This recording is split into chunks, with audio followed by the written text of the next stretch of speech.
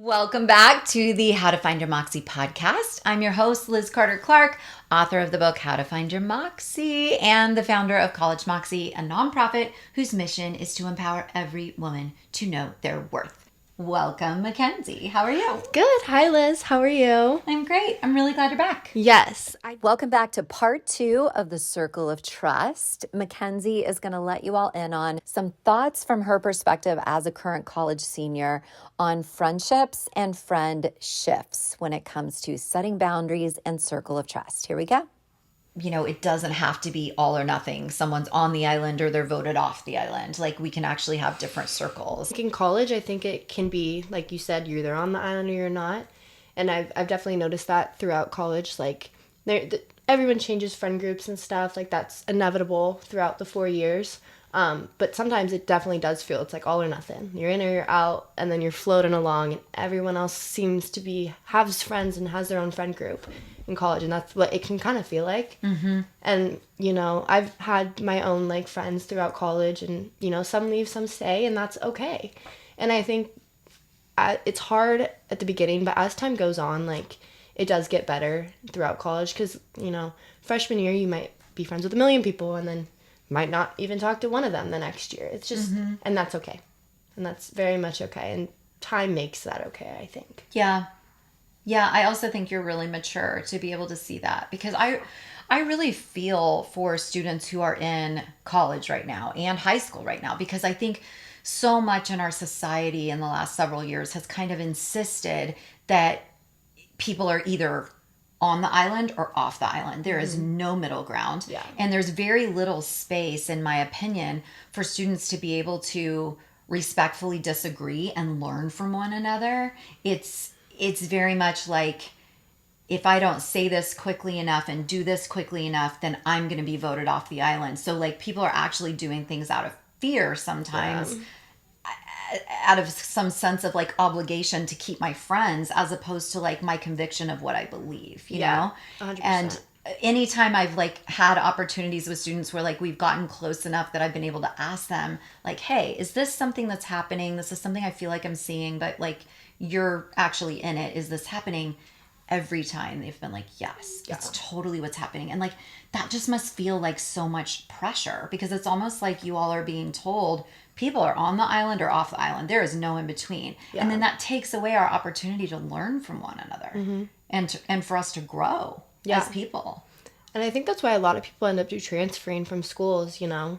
Really? Yeah, I think, like, you know, you'll have a friend group and then there'll be a breakup and then people feel really alone, and it's not fun to be in college and feel like you're alone, especially when you're out of state, especially when you can't just go see your parents. Like, that is not a fun feeling. And I felt that. It gets better. It does get better. I love that. It does. Time. I love that. And I love that they can hear that from you, because I so appreciate the opportunity to connect with college students, but I also know that there's something different between hearing it from me and hearing it from you, who is literally in it right now. I wanted to transfer twice. You did? I fully had a bed at Delta Gamma at University of Oregon. Oh my gosh. So glad I didn't. So glad I didn't. But it's like, you kind of do have to stick it out. Yeah. You do. Because it's not easy. And friends are hard. And also, I feel like in college, you get to choose your friends. And I think in high school and in your childhood, you don't necessarily choose your friends. I think your friends kind of, you all go to the same school. Or, you know, there's 30 people in your class. I'm going to be friends with those 3 girls. You know what I mean? But college, you get to pick your people. And I think sometimes you'll pick the wrong people. Sometimes you'll pick the right people, you know? Yeah, but being willing to lean into growth and lean into discomfort is, like, beautiful and huge, and good for you for not transferring. I'm sure Delta Gamma at Oregon is a fantastic place to be.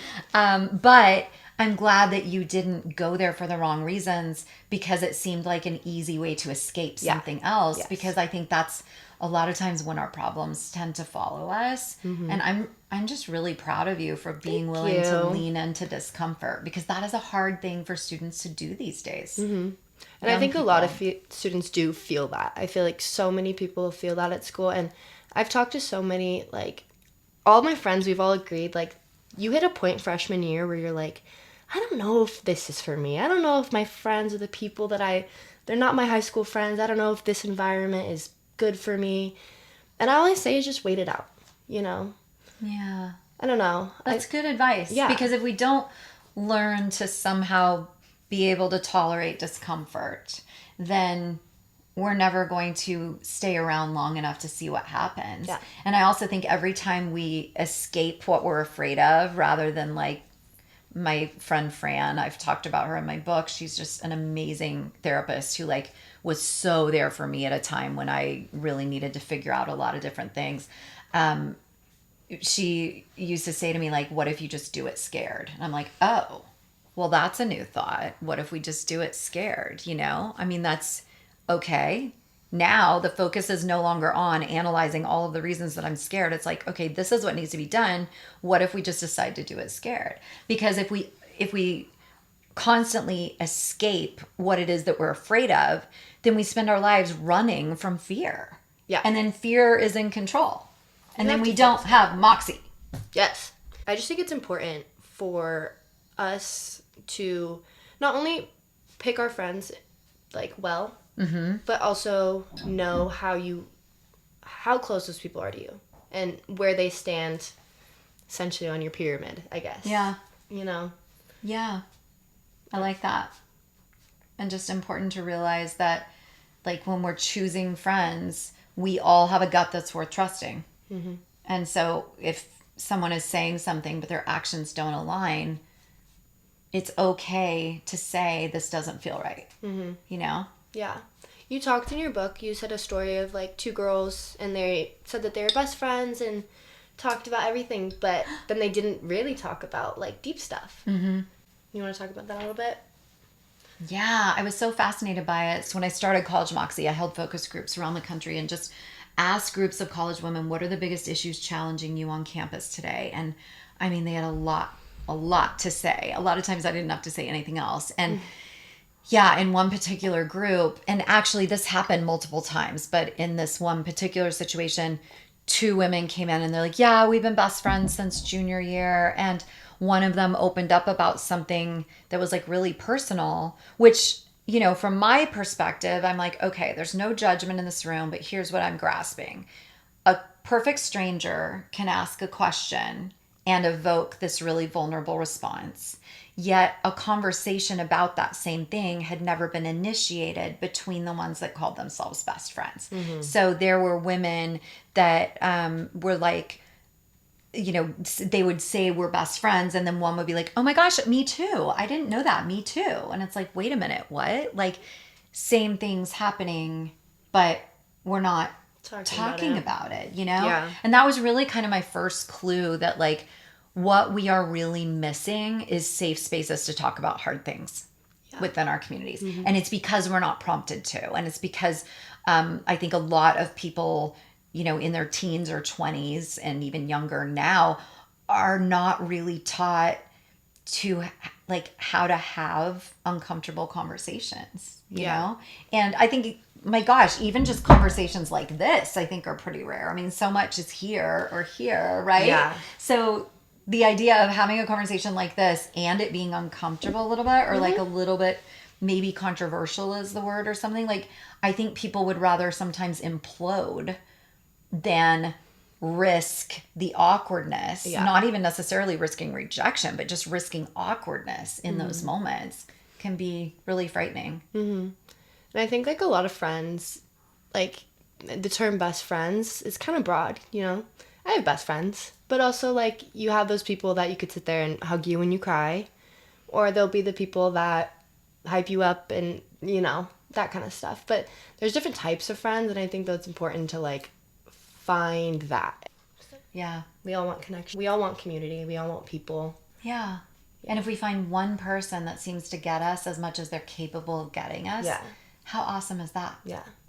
Yeah. We all want connection. Good stuff. Mm-hmm. Okay, what's your one takeaway today? My takeaway today is my big takeaway is to make lists, to look at the facts.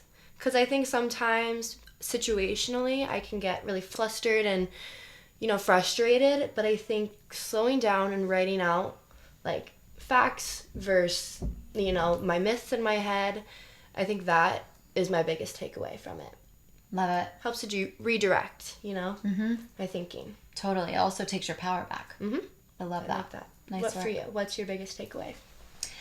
Just a reminder to ditch assumptions. Yeah. Ditch assumptions. I'm very good at what makes me really good in the space of consulting is being able to quickly identify what's happening and like this is the root problem that's actually motivating this behavior, because a lot of times I get brought in like, hey, we have a problem here, and it's like, what you're seeing is actually the symptoms of the other problem. Yeah. Like the problem is down here, but what you're seeing is this. And then it's like, help. And it's like, oh, but bring me in when you first see this, So I'm very, very intuitive. I think it's another superpower of ADHD. I can very quickly connect motives with behaviors. But in my own life, I also have to be very careful to not get too far ahead to where I'm assuming someone's intention. Yes. I think that's really important. Yeah. I like that. Put me in check. Awesome. Love it. Thanks for listening to today's episode and being part of our community. Be sure to like and follow along to stay up to date with all the awesome things College Moxie is doing. We could not do it without you, so thank you for being part of us, and have a great day and keep shining bright.